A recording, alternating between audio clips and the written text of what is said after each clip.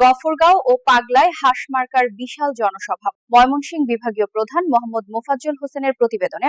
প্রধান অতিথি হিসেবে উপস্থিত ছিলেন গফরগাঁও পাগলা আসনের স্বতন্ত্র প্রার্থী জননেতা জনাব এবি সিদ্দিকুর রহমান। আমার জীবনে চাওয়া পাওয়ার কিছু নাই, আমি জীবনে অনেক কিছু করেছি, সারা পৃথিবী ঘুরিয়ে বেরিয়েছি, আমার চাওয়ার কিছু নেই। বিশেষ অতিথি হিসেবে উপস্থিত ছিলেন আলহাজ ফজলুর রহমানের সুযোগ্য সন্তান জননেতা জনাব মুশফিকুর রহমান। আমার বিশ্বাস যিনি আগামীতে আপনাদের পাশে সুখে থাকবে, অতীতেও ছিল, সামনেও থাকবে, এই ধরনের একজন মানুষ আমি মনে করি এবি সিদ্দিকুর রহমান। এই বয়সেও উনি আপনাদের সেবায় আপনাদের পাশে দাঁড়াতে থাকতে চায়। এই বয়সে আপনারা যদি ওনাকে ভোট দেন, উনি আপনাদের পাশে থেকে আপনাদের সেবা নিয়োজিত থাকবে ইনশাআল্লাহ, এবং মৃত্যু আগ পর্যন্ত উনি আপনাদের পাশে থাকবে।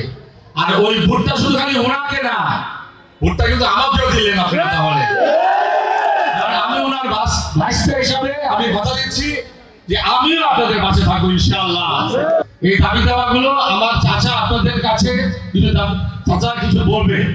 সাবেক ছাত্রদলের প্রবীণ নেতা আতিকুর রহমান সানা আরও বক্তব্য রাখেন মশাখালী ইউনিয়ন বিএনপি অঙ্গ সহযোগী সংগঠনের বিভিন্ন স্তরের নেতৃবৃন্দ। এখানে রয়েছেন গফরগাঁও থানা বিএনপির প্রতিষ্ঠাতা সভাপতি, যিনি আমার রাজনৈতিক শিক্ষাগুরু।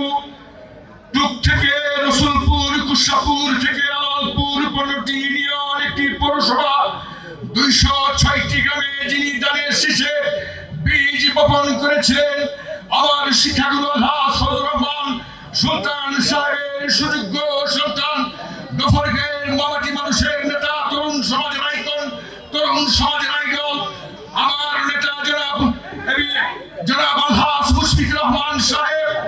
মনে অনেক ব্যথা, কি বলিব মনের কথা, তবু যে বলিতে হয় পুরনো দিনের কিছু স্মৃতি কথা।